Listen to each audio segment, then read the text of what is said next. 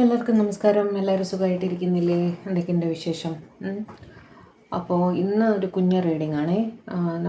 ഇന്നലെ നമ്മളെന്താ നോക്കിയിട്ടുണ്ടായിരുന്നത്, നിങ്ങളുടെ പേഴ്സൻ്റെ കറണ്ട് എനർജി നിങ്ങൾക്കായിട്ട്, നിങ്ങളുടെ കറണ്ട് എനർജി അല്ലേ. അപ്പോൾ ഇന്ന് നമ്മൾ നോക്കാം, സ്വാഭാവികമായിട്ടും തേർഡ് പാർട്ടിയോടുള്ളവരുടെ കറണ്ട് എനർജി എന്താണ്, അതുപോലെ തേർഡ് പാർട്ടിക്ക് അവരോടുള്ള കറണ്ട് എനർജി എന്താണെന്നും കൂടെ നോക്കാം. ഓക്കെ, രണ്ടും നോക്കിയേക്കാം. അപ്പോൾ കംപ്ലീറ്റ് ക്ലിയർ ആവുമല്ലോ. ഓക്കെ അല്ലേ? പിക്കപ്പ് ഫയലായിട്ട് തന്നെ ചെയ്യാം കേട്ടോ. പിക്കപ്പ് ഫയലല്ല, ഞാൻ തന്നെയാണ് ഫയൽ ചൂസ് ചെയ്യുന്നത്. ഓക്കെ, ഇത് നിങ്ങളുടെ പേഴ്സൻ്റെ കറണ്ട് എനർജി ഇത് അവരുടെ കറണ്ട് എനർജി നിങ്ങളുടെ പേഴ്സണോട്. ഓക്കെ, അങ്ങനെയാണ് നോക്കാൻ പോകുന്നത്. ഓർക്കുക, അതൊരു ജനറൽ കളക്റ്റീവ് ടൈംലെസ് റീഡിംഗ് ആണ്. എത്രത്തോളം നിങ്ങളുമായിട്ട് റെസനേറ്റ് ആകുന്നോ അത്രത്തോളം മാത്രം എടുക്കുക, ബാക്കി അങ്ങ് വിട്ട് കളയുക കേട്ടോ. കുറേശ്ശെ കാർഡ്സ് വീതം എടുക്കാം. ഫോഴ്സ്ഫുള്ളി റീഡിങ്ങുമായിട്ട് റെസനേറ്റ് ചെയ്യാൻ ശ്രമിക്കരുത്. പേഴ്സണൽ റീഡിങ്ങിൽ കൂടി മാത്രമേ നിങ്ങളുടെ പേഴ്സൻ്റെ കറണ്ട് എനർജിയോ കാര്യങ്ങളോ സിറ്റുവേഷനോ എന്ത് തന്നെ ആയാലും നമുക്ക് ക്ലിയർ ആയിട്ട് മനസ്സിലാക്കാൻ സാധിക്കുള്ളൂ. ഓക്കെ, അപ്പോൾ ന്യൂട്രലായിട്ട് മാത്രം റീഡിങ് കാണുക, അതാണ് പറയാൻ ഉദ്ദേശിച്ചത്. ഡിവൈൻ പ്ലീസ് ഗൈഡ് എൻ്റെ വ്യൂവേഴ്സിൻ്റെ പേഴ്സൻ്റെ കറണ്ട് എനർജി അവരുടെ തേർഡ് പാർട്ടിക്കായിട്ട് എന്താണ് എന്നൊന്ന് പറഞ്ഞു തരാം. എൻ്റെ വ്യൂവേഴ്സിൻ്റെ കറണ്ട് എനർജി അവരുടെ തേർഡ് പാർട്ടിക്കായിട്ട് എന്താണെന്ന് പറഞ്ഞത്. എൻ്റെ വ്യൂവേഴ്സിൻ്റെ current energy for their third party. എൻ്റെ വ്യൂവേഴ്സിൻ്റെ current energy for their third party. എൻ്റെ വ്യൂവേഴ്സിൻ്റെ current energy for their third party. വ്യൂവേഴ്സിൻ്റെ current energy for their third party എന്താണ് എന്നൊന്ന് പറഞ്ഞു തരാം പ്ലീസ് ഗൈഡ്. എടുക്കാട്ടോ. Knight of cups, knight of pentacles, 3 of swords, 7 of pentacles, magician, 10 of swords, 8 of wands, strength, 10 of cups, share, 3 of cups.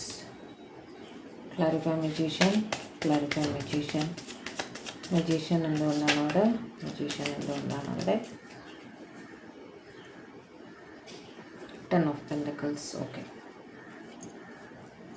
ഇത് നിങ്ങളുടെ പേഴ്സൻ്റെ current energy അവരുടെ third പാർട്ടിക്കായിട്ട്. ഇനി തേർഡ് പാർട്ടിയുടെ കറണ്ട് എനർജിയും കൂടെ ഒന്നിച്ചെടുത്തിട്ട് രണ്ടും പറയാം. Divine please guide. എൻ്റെ വ്യൂവേഴ്സിൻ്റെ ലൈഫിലൊരു തേർഡ് പാർട്ടി ഉണ്ട്. ആ തേർഡ് പാർട്ടിയുടെ കറണ്ട് എനർജി അവരുടെ പേഴ്സൻ്റെ അടുത്ത് എന്താണെന്ന് പറഞ്ഞു തരും. തേർഡ് പാർട്ടിയുടെ current energy for my viewers person. Third parties current energy for my viewers person. Third party's current energy for my viewers person. Third party's current energy for my viewers person. Third party's current energy for my viewers person.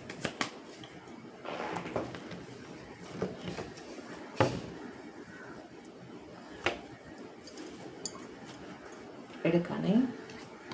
Temperance, 9 of Pentacles, 2 of swords, 2 of pentacles, 7 of pentacles, അത് ശരി. King of cups, 4 of pentacles, Queen of pentacles, ഈശ്വര, 6 of pentacles, seriously, and King of pentacles. നിങ്ങളുടെ third party വളരെയധികം പ്രാക്ടിക്കലായിട്ട് ചിന്തിച്ചു തുടങ്ങിയിരിക്കുന്നു കേട്ടോ.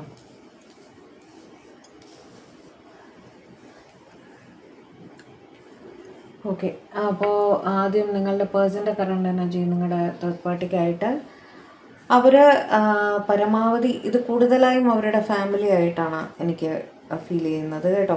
ഇത് അവർ മാരീഡ് ആണെങ്കിൽ ഇവരുടെ സ്പൗസ്, കുട്ടികൾ, അല്ലെങ്കിൽ അവരുടെ പാരൻസ്, എക്സ്റ്റെൻഡഡ് ഫാമിലി, അങ്ങനെ കേട്ടോ.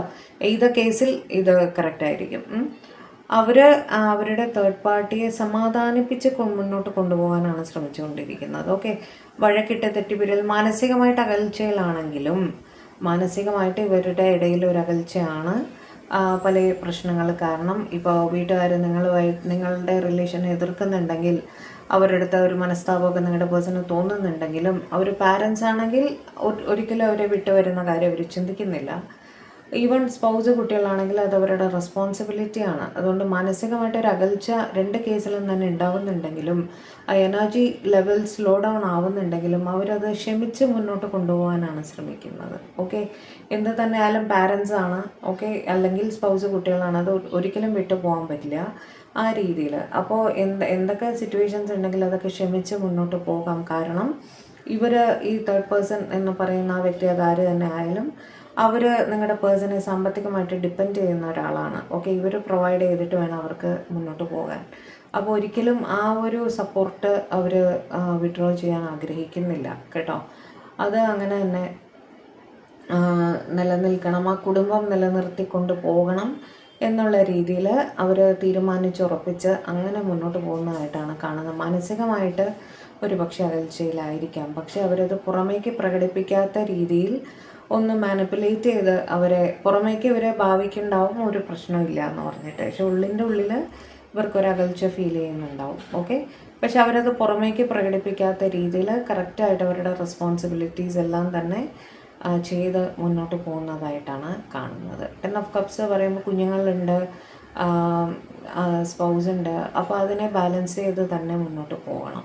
അങ്ങനെ തന്നെയാണ് വീണ്ടും വീണ്ടും ചിന്തിക്കുന്നത്. സാമ്പത്തികമായിട്ട് ഒരു ഭദ്രത അവിടെ ഉണ്ടാക്കണം എന്നൊക്കെ തന്നെയാണ് അവർ ചിന്തിക്കുന്നത്. കുഞ്ഞുങ്ങളൊക്കെ ഉണ്ടെങ്കിൽ എസ്പെഷ്യലി അതുമല്ല പ്രായമായ അച്ഛനമ്മമാരാണ്, അവരെ പ്രൊട്ടക്റ്റ് ചെയ്യാതെ അവർക്ക് പറ്റില്ലല്ലോ. അങ്ങനത്തെ ഒരു സിറ്റുവേഷനാണ് അവിടെ കേട്ടോ.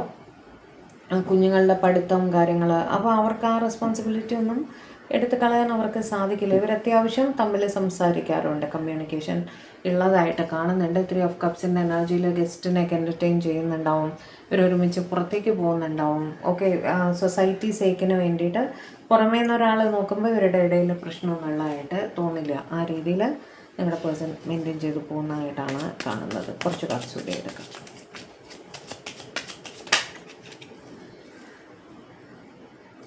ഇവരുടെ ഇടയിൽ ഒരുപാട് ഈഗോ ക്ലാഷസ് ഉണ്ടാവുന്നതായിട്ട് കാണുന്നുണ്ട് കേട്ടോ. 1-2 പറഞ്ഞ് ഇടയ്ക്കിടയ്ക്ക് തർക്കങ്ങൾ ഉണ്ടാവാറുണ്ട് എന്നും കാണുന്നു. ഓക്കെ, എന്തൊക്കെ തന്നെയായാലും ഒരു ക്ഷമിച്ച് മുന്നോട്ട് പോകാനാണ് ശ്രമിക്കുന്നത്. ഓക്കെ, ഒരു അകൽച്ച എന്ത് തന്നെ ആയാലും ഇവരുടെ ഇടയിൽ വന്നിട്ടുള്ളതായിട്ടും കാണുന്നു. സംസാരമൊക്കെ തന്നെ ടു ദ പോയിന്റ്, കാര്യങ്ങൾ മാത്രം പറയുക, അങ്ങനെയുള്ള രീതി. അത്യാവശ്യ കാര്യങ്ങൾ, ഫൈനാൻഷ്യൽ രീതിയിലുള്ള കാര്യങ്ങൾ തമ്മിൽ ഷെയർ ചെയ്യുക. അവിടെ ഇൻവെസ്റ്റ് ചെയ്തു, ഇവിടെ ഇൻവെസ്റ്റ് ചെയ്തു, ഇന്ന ആൾക്ക് കടം കൊടുത്താൽ ഇന്ന ആളുടെ കയ്യിൽ നിന്ന് കടം വാങ്ങിച്ചു, അങ്ങനെയൊക്കെ പറയില്ലേ. ഇന്ന സ്ഥലത്ത് ഇന്ന പൈസ അടച്ചിട്ടുണ്ട്, അങ്ങനെയൊക്കെയുള്ള ബേസിക് കാര്യങ്ങൾ, ഫീസ് കൊടുത്തിട്ടുണ്ട്. ആ മാതിരി കാര്യങ്ങളാണ് ഇവർ തമ്മിൽ കൂടുതലായും ഡിസ്കസ് ചെയ്യുന്നത് എന്നാണ് കാണുന്നത് കേട്ടോ. എന്നുവെച്ചാൽ നിങ്ങളുടെ പേഴ്സൺ വളരെയധികം റെസ്പോൺസിബിൾ ആയിട്ടുള്ള ഒരു വ്യക്തിയാണ്. ഇവർ ഒരിക്കലും ഇവരുടെ റെസ്പോൺസിബിലിറ്റിക്ക് നേരെ മുഖം തിരിച്ചു പോവില്ല. അത് നിങ്ങളുടെ തേർഡ് പേഴ്സണും അറിയാം കേട്ടോ. അതുകൊണ്ട് തന്നെ അവരും അത് അംഗീകരിച്ചു കൊടുത്തിരിക്കുകയാണ്. ആ ഒരു രീതിയിൽ അവർക്കൊരു അപാകതയും തോന്നുന്നില്ല, മനസ്സിലായില്ലേ. അവർ വിചാരിക്കുന്ന ഇദ്ദേഹം റെസ്പോൺസിബിലിറ്റീസ് എല്ലാം തന്നെ ചെയ്ത് മുന്നോട്ട് പോകുന്നുണ്ട്, അതുകൊണ്ട് കുഴപ്പമില്ലായിരിക്കും എന്നുള്ള രീതിയിൽ തന്നെയാണ് അവർ തേർഡ് പേഴ്സൺ ചിന്തിക്കുന്നത് കേട്ടോ. ഇത് വീല് വെച്ചിട്ട് പോകുന്നിടത്തോളം പോകട്ടെ എന്നുള്ളൊരു രീതി ഉണ്ടല്ലോ. കാരണം ഇത് മുന്നോട്ട് കൊണ്ടുപോകണം, ഇതൊരു ലൂപ്പ് പോലെയാണ്. ഇത് നല്ല രീതിയിൽ ഈ റിലേഷൻ മുന്നോട്ട് കൊണ്ടുപോകണം എന്നുള്ള രീതിയിൽ തന്നെ അവർ ചിന്തിക്കുന്നതായിട്ട് തന്നെയാണ് കാണുന്നത് കേട്ടോ. ഒരേ ഒരു കാർഡ് കൂടി. ബാലൻസ് ചെയ്ത് ടെമ്പറൻസ്, ബാലൻസ് ചെയ്ത് അവരുടെ റിലേഷൻ മുന്നോട്ട് കൊണ്ടുപോകാം എന്നുള്ള രീതിയിൽ തന്നെ നിങ്ങളുടെ പേഴ്സൺ ചിന്തിക്കുന്നതാണ്. അതായത് ആ വിവാഹത്തിൽ നിന്നും പുറത്ത് വരാൻ അവർ ആലോചിക്കുന്നില്ല എന്നുള്ള സിറ്റുവേഷൻ തന്നെയാണ്. മാനേജ് ചെയ്ത് കൊണ്ടുപോകാം. പാരൻസൊക്കെ ആണെങ്കിൽ തീർച്ചയായും അവർ കളഞ്ഞിട്ട് പോരുകയെന്നില്ല. അതേപോലെ ഇവർ വിവാഹിതരാണെങ്കിൽ ആ റിലേഷനും ബാലൻസിൽ മുന്നോട്ട് കൊണ്ടുപോകാമെന്ന് തന്നെയാണ് നിങ്ങളുടെ പേഴ്സൺ ചിന്തിക്കുന്നത്. റെസ്പോൺസിബിലിറ്റീസിൽ നിന്ന് കൈ കഴുകുന്ന ഒരു വ്യക്തിയല്ല നിങ്ങളുടെ പേഴ്സൺ. ഓക്കെ, അപ്പോൾ അതുകൊണ്ട് ഒരു ബാലൻസ് ചെയ്ത് സമാധാനപരമായിട്ട് കാര്യങ്ങൾ ഡിസ്കസ് ചെയ്ത് മുന്നോട്ട് കൊണ്ടുപോകാമെന്ന് തന്നെയാണ് അവർ ചിന്തിക്കുന്നത്. നിങ്ങളുടെ തേർഡ് പേഴ്സൻ്റെ ഫീലിങ്സ് തിരിച്ച് കറണ്ട് എനർജി അവർക്കായിട്ട് എന്താണെന്ന് നോക്കാം. അവരും കൂടുതലായും സാമ്പത്തികമായിട്ടുള്ളൊരു സഹായമാണ് നിങ്ങളുടെ പേഴ്സണിൽ നിന്നും എക്സ്പെക്റ്റ് ചെയ്യുന്നത് കേട്ടോ. കാരണം അവരും വിചാരിക്കുന്ന പോകുന്നിടത്തോളം പോട്ടെ. അവർ മനസ്സിലാക്കിയിട്ടുണ്ട് ഒരു തേർഡ് പാർട്ടിയുടെ സാന്നിധ്യം. ഓക്കെ, അവർക്ക് ഡൗട്ടുണ്ട് ഒരു തേർഡ് പാർട്ടി നിങ്ങളാണ് ഈ സ്ഥലത്ത് തേർഡ് പാർട്ടി ആയിട്ട് വരുന്നത്. നമ്മൾ നിങ്ങളുടെ പേഴ്സൻ്റെ തേർഡ് പാർട്ടിയാണ് നോക്കുന്നതെങ്കിലും നിങ്ങളുടെ തേർഡ് പാർട്ടിയെ സംബന്ധിച്ചിടത്തോളം ആരാണ് തേർഡ് പാർട്ടി? നിങ്ങളാണ് അല്ലേ, നിങ്ങളാണ് അവരുടെ സ്പൗസിൻ്റെ ഇടയിലുള്ള മൂന്നാമത്തെ വ്യക്തി. അവരെ സംബന്ധിച്ചിടത്തോളം മനസ്സിലായല്ലോ.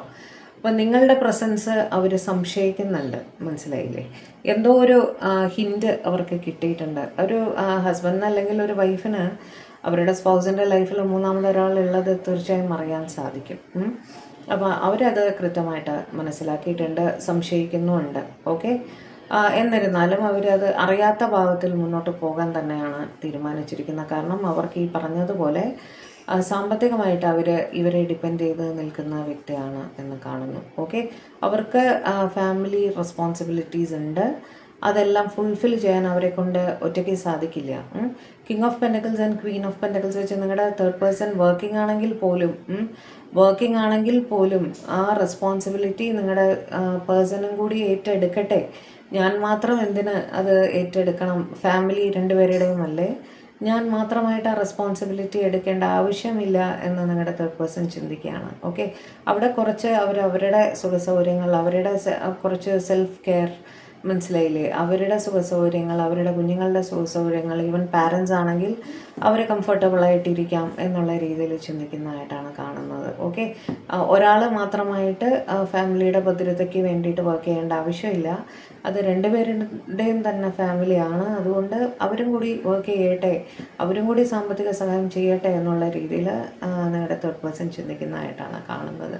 ഒരു സമയത്ത് ഇവരുടെ ഇടയിൽ നല്ല സ്നേഹമായിരുന്നു. ഓക്കെ, പക്ഷേ ഇപ്പോൾ വന്ന് അവരും ഒരു കിങ് ഓഫ് കപ്സിൻ്റെ എനർജിയിലാണ്. സ്നേഹം ഉണ്ടെങ്കിലും ഇവർ മനസ്സിലാക്കിയിട്ടുണ്ട് ഒരു തേർഡ് പേഴ്സൻ്റെ സാന്നിധ്യം അവരുടെ റിലേഷൻഷിപ്പിൽ. അപ്പോൾ അത്രയും മതി എന്ന് നമ്മൾ ചിന്തിക്കില്ല. ഞാൻ മാത്രം എഫേർട്ട് ഇടുന്നില്ല, അവർ ചെയ്യേണ്ടുന്ന റെസ്പോൺസിബിലിറ്റി ആയിട്ടാണ് ചെയ്യുന്നതെങ്കിൽ അങ്ങനെ ചെയ്യട്ടെ, അത് ചെയ്തുകൊണ്ടിരിക്കട്ടെ എന്നുള്ള രീതിയിൽ അവർ അങ്ങ് വെയിറ്റ് ചെയ്യുന്നതായിട്ടാണ് കാണുന്നത്. ഓക്കെ, 7 ഓഫ് പെൻറ്റക്കിൾസ് വെച്ച് രണ്ടുപേരും തന്നെ വർക്കിംഗ് ആയിട്ട് തന്നെയാണ് എനിക്ക് കാണുന്നത് കേട്ടോ. പക്ഷെ അവർ ചിന്തിക്കുന്ന ഈ റിലേഷൻ വർക്കൗട്ട് ആവണമെങ്കിൽ ഒരാൾ മാത്രം വിചാരിച്ചിട്ട് കാര്യമില്ല അല്ലേ, രണ്ടുപേരും തന്നെ വിചാരിക്കണം. അത് അവരുടെ സൈഡിൽ നിന്ന് എഫേർട്ട് വരും വരെ മിണ്ടാതിരിക്കാം. അത് ആ ഒരു എന്താ പറയുക, സാമ്പത്തികമായിട്ടുള്ള കാര്യങ്ങൾ മാത്രം സംസാരിച്ച് അങ്ങനെ മുന്നോട്ട് പോകാമെന്ന് അവരും തീരുമാനിച്ചിരിക്കുന്നതായിട്ടാണ് കാണുന്നത്. ഓക്കെ, അവർ ഈയിടെയായിട്ട് അവരുടെ ഫീലിങ്സ്, സങ്കടങ്ങൾ അങ്ങനെയൊന്നും പറയാറില്ല. അവർ എന്താ പറയുക, മിണ്ടാതിരിക്കുകയാണ്. അവരുടെ വികാരം എന്ത് തന്നെ ആയാലും, ദേഷ്യമായാലും സങ്കടമായാലും പരാതികളായാലും ഒന്നും തന്നെ അവർ ഈയിടെയായിട്ട് പറയാറില്ല. മിണ്ടാതിരിക്കാം എന്നുള്ള രീതിയിൽ ചിന്തിക്കുന്നതായിട്ട് അവരുടെ ജോലിയിലേക്ക് കോൺസെൻട്രേറ്റ് ചെയ്യുന്നു. ഫാമിലി, കുഞ്ഞുങ്ങൾ, അച്ഛനമ്മമാർ അങ്ങനെ കോൺസെൻട്രേറ്റ് ചെയ്യുന്നു. അവരുടെ കാര്യങ്ങൾ, ദൈനംദിന കാര്യങ്ങൾ നടത്തിക്കൊണ്ടു പോകുന്നു എന്ന് മാത്രം. സോറി, നിങ്ങൾ പേഴ്സണെ ചേസ് ചെയ്യുന്നത് അവർ നിർത്തി എന്നർത്ഥം. അവർ എന്തെങ്കിലും ചെയ്യട്ടെ എന്നുള്ള രീതിയിൽ.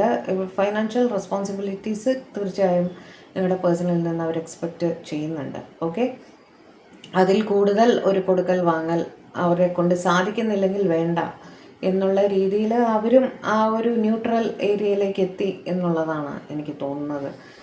പോകുന്നിടത്തോളം പോകട്ടെ എന്നുള്ള രീതിയിൽ അവരും ചിന്തിക്കുന്നതായിട്ട് തന്നെയാണ് കാണുന്നത്. കൂടുതലായിട്ട് ചേസ് ചെയ്യാൻ പോകുന്നില്ല നിങ്ങളുടെ പേഴ്സണെ എന്ന് അവർ തീരുമാനിക്കുന്നതുമായിട്ട് കാണുന്നു കേട്ടോ. കുറച്ച് കാർഡ്സ് കൂടി തരും എൻ്റെ വ്യൂവേഴ്സിൻ്റെ തേർഡ് പേഴ്സൻ്റെ കറൻറ്റ് ഫീലിങ്സിൽ എന്താണ് അവർക്കായിട്ട്.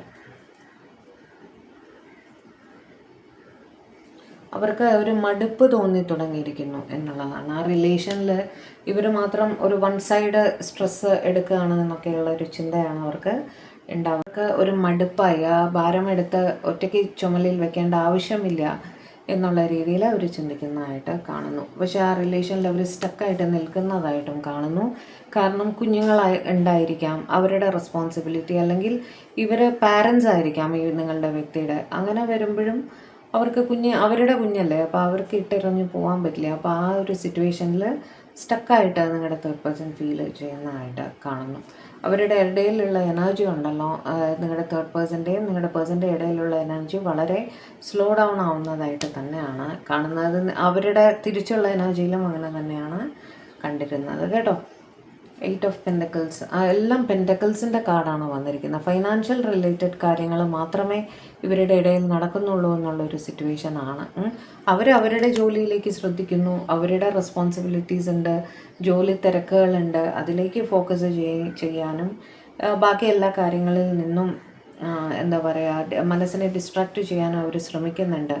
എന്നിരുന്നാലും നിങ്ങളുടെ പേഴ്സൻ്റെ വെയർ അബൌട്ട്സ് അപ്ഡേറ്റ്സ് എല്ലാം തന്നെ ഇവർ മറിഞ്ഞിരുന്ന് ശ്രദ്ധിക്കുന്നതായിട്ട് കാണുന്നുണ്ട് കേട്ടോ. അങ്ങ് അഴിച്ച് വിട്ടിരിക്കുകയല്ല നിങ്ങളുടെ പേഴ്സണെ. ഇവർ എന്താണ് ചെയ്യുന്നത്, ആരെയാണ് കോണ്ടാക്റ്റ് ചെയ്യുന്നത്, എന്തൊക്കെയാണ് കാര്യങ്ങൾ എന്നെല്ലാം ഇവർ കൃത്യമായിട്ട് ഫോളോ ചെയ്യുന്നതായിട്ട് തന്നെയാണ് കാണുന്നത്. പേജ് ഓഫ് പെൻറ്റക്കിൾസ്, ഇവരുടെ സോഷ്യൽ മീഡിയ റിലേറ്റഡ് ആക്ടിവിറ്റീസും ഇവരുടെ തേർഡ് പേഴ്സൺ ഫോളോ ചെയ്യുന്നതായിട്ട് കാണുന്നു. എല്ലാ രീതിയിലുള്ള അപ്ഡേറ്റ്സും ഇവർ പൂർണ്ണമായും ശ്രദ്ധിക്കുന്നതായിട്ട് കാണുന്നുണ്ട് കേട്ടോ. മാനസികമായിട്ട് ഇത്തിരി പിരിമുറുക്കത്തിലുമാണ്, അവരൊട്ടും ഹാപ്പി ഒന്നുമല്ല ആ ലൈഫിൽ. എന്ന് വെച്ചാൽ അഡ്ജസ്റ്റ്മെൻറ്റിൽ മുന്നോട്ട് പോയിക്കൊണ്ടിരിക്കുകയാണ്. ഓക്കെ, അവർക്കൊരു മടുപ്പ് തോന്നി തുടങ്ങിയിട്ടുമുണ്ട് നിങ്ങളുടെ തേർഡ് പേഴ്സണ് നിങ്ങളുടെ പേഴ്സൻ്റെ ഭാഗത്തേക്ക് കേട്ടോ. വല്ലാത്തൊരു ഒറ്റപ്പെടൽ, മാനസികമായിട്ട് വിഷമം എല്ലാം തന്നെ അവർ ഫീൽ ചെയ്യുന്നു എന്നും കാണുന്നുണ്ട്. ഓക്കെ, ഇതായിരുന്നു നിങ്ങളുടെ പേഴ്സൻ്റെ കറണ്ട് എനർജി അവരുടെ തേർഡ് പേഴ്സണിനോട്, തേർഡ് പേഴ്സൻ്റെ കറണ്ട് എനർജി നിങ്ങളുടെ പേഴ്സണിനോട്. ഓക്കെ, അപ്പോൾ റീഡിങ് ആദ്യമായിട്ടാണ് കാണുന്നതെങ്കിൽ, വീഡിയോ ഇഷ്ടപ്പെട്ടെങ്കിൽ ദയവായി ചാനലൊന്ന് സബ്സ്ക്രൈബ് ചെയ്യുക, വീഡിയോ ലൈക്ക് ചെയ്യുക, ഷെയർ ചെയ്യുക, ഹൈപ്പ് ചെയ്യുക, കമൻറ്റും കൂടെ ചെയ്യുക കേട്ടോ. പേഴ്സണൽ റീഡിങ് വേണ്ടവർ തീർച്ചയായും കോൺടാക്റ്റ് ചെയ്തോളൂ. ഓക്കെ, വേറെന്താണ്? അപ്പോൾ പുതിയൊരു വീഡിയോ ആയിട്ട് നമ്മൾ തമ്മിൽ കാണും വരെ എല്ലാവരും ഹാപ്പി ആയിട്ടിരിക്കുക, സേഫ് ആയിട്ടിരിക്കുക, ഡിവൈനുമായിട്ട് കണക്റ്റഡ് ആയിട്ടിരിക്കുക. May God bless you all. By.